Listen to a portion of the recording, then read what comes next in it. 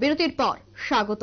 অল্পেতে রক্ষা পেল মুম্বাই মেল এবং হাওড়া মুম্বাই মেলের কাম্পিং খুলে বিপত্তি। ইঞ্জিনের প্রথম এসি কামরা বাকি ট্রেন থেকে আলাদা হয়ে 1 কিলোমিটার এগিয়ে যায়। উলবেড়িয়া স্টেশন ছাড়ার পরেই বর্ষিবপুর স্টেশনে ঢাকার মুখে কাম্পিং খুলে যায় হাওড়া মুম্বাই মেলের। মূলত এই ধরনের ঘটনা কিন্তু প্রতিনিয়ত উঠে আসছে এবং আজ আবারও এই খবরটি একেবারে সংবাদ শিরোনামে, যেখানে দেখা যাচ্ছে হাওড়া মুম্বাই মেলের কাম্পিং খুলে বিপত্তি, অল্পেতে রক্ষা পেল মুম্বাই মেল। সে বিষয়টা নিয়ে আমি আরো বিস্তারিত জানবো। টেলিফোন লাইনে রয়েছে নিউজ ভ্যানগার্ড প্রতিনিধি সুপ্রীতি মুখার্জি। সুপ্রীতি, এই মুহূর্তে কি কোনো ধরনের হতাহতের খবর কিছু কি রয়েছে তোমার কাছে? কখনো শতাব্দী প্রাচীন ট্যাঙ্ক ভেঙে বেঘরে মৃত্যু হচ্ছে যাত্রীদের, আবার কখনো দেখা যাচ্ছে যে কাপলিং খুলে যাওয়ার কারণেও প্রাণ সংশয়ের মুখে পড়ছেন যাত্রীরা। অর্থাৎ রেল দুর্ঘটনা বর্তমান সময়ে একেবারে লেগেই রয়েছে এবং যাত্রীরা রীতিমতো প্রাণ হাতে করে নিয়ে যাতায়াত করছেন এই মুহূর্তে দাঁড়িয়ে, যেটা কিন্তু একেবারে বলতেই হয়। কারণ যেভাবে রেল দুর্ঘটনা আমরা লক্ষ্য করেছি, বিশেষ করে 2023-এই যদি আমরা তাকাই, একের পর এক দুর্ঘটনার খবর উঠে এসেছে এবং সেই সমস্ত দুর্ঘটনার খবর এক্সক্লুসিভ নিউজ ভ্যানগার্ড তুলে ধরেছে সবার আগে। এবং আজকের যে খবর এই মুহূর্তে পাওয়া যাচ্ছে, রাত্রি আনুমানিক 9টা নাগাদ উলুবেড়িয়া স্টেশন থেকে যখন ছেড়ে যায় আপ বোম্বে মেল, এই ট্রেনও কিন্তু বহু পুরনো ট্রেন। সেই ট্রেন যখন ছেড়ে যাচ্ছে স্টেশন থেকে, উলুবেড়িয়া স্টেশন ছেড়ে যাওয়ার পরই হঠাৎই ঝাঁকুনি অনুভব হয় বলে যাত্রীদের পক্ষ থেকে আমরা যে তথ্য পেয়েছি। অন্যদিকে এই ঝাঁকুনি হওয়ার কারণেই কার্যতপক্ষে আতঙ্কিত হয়ে পড়েছেন সকলেই, হুড়মুড়িয়ে ট্রেন থেকে নামতে শুরু করেন এবং সেই সময় দেখতে পান তারা যে ইঞ্জিন সহ ট্রেনের একাধিক বগি আগে চলে গিয়েছে। অর্থাৎ পরিস্থিতিটা যে কতটা ভয়াবহ তুমি আশা করি আন্দাজ করতে পারছো। এবং এই সময় বেগতিক বুঝে ট্রেন থামিয়েও দিয়েছিলেন চালক।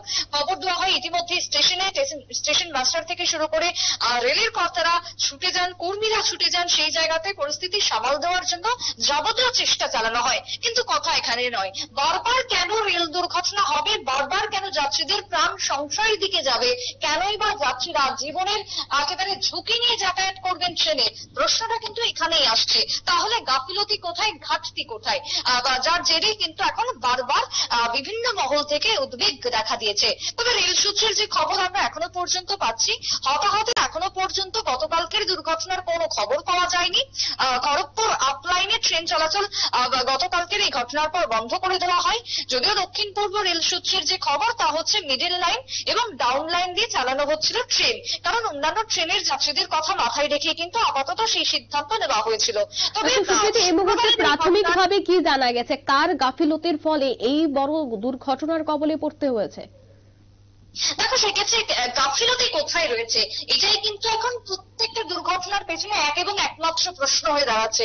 আজও পর্যন্ত যেরকম তোমার এই বালেশ্বরের দুর্ঘটনার তদন্ত চলছে, কিন্তু শেষমেশ সিগন্যালিং এর কথা উঠে এসেছে, কিন্তু সেই জায়গায় দাঁড়িয়ে এক্ষেত্রেও কিন্তু এখনো পর্যন্ত যেটুকু জানা গেছে তা হলো কাপলিং খুলে যায়, যার কারণেই কিন্তু এই দুর্ঘটনা।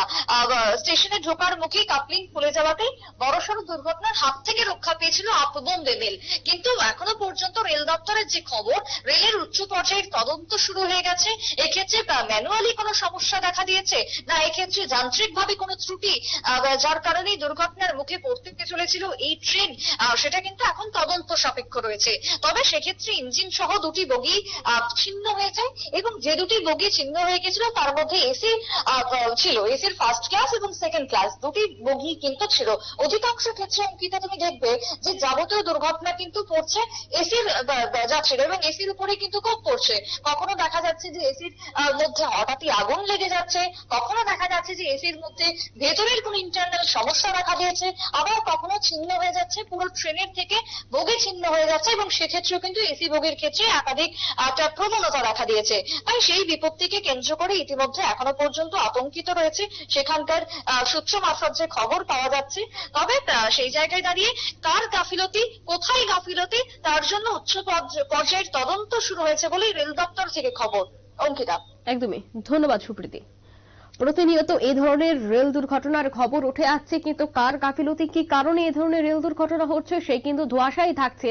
কিন্তু এত দুর্ঘটনা হবার পরেও কেন রেল দপ্তর সঠিকভাবে তাদের কাজ করছে না? প্রত্যেকটা জিনিস মেইনটেনেন্স থেকে শুরু করে যেসব কাজ থাকে, যেসব তদারকির ব্যাপার থাকে, তা কেন খতিয়ে দেখা হচ্ছে না, সেই প্রশ্নটাই কিন্তু রীতিমতো ঘুরপাক খাচ্ছে। অন্যদিকে যাত্রীদের নিরাপত্তা নিয়ে বড়সড় প্রশ্ন উঠছে। স্বল্প খরচে যাত্রীরা বেশিরভাগই ট্রেন দিয়ে যাতায়াত করে, সেক্ষেত্রে এত দুর্ঘটনার খবর, তাকে কেন্দ্র করে কিন্তু যাত্রী নিরাপত্তা নিয়েও বড়সড় প্রশ্ন এই মুহূর্তে উঠতে শুরু করেছে।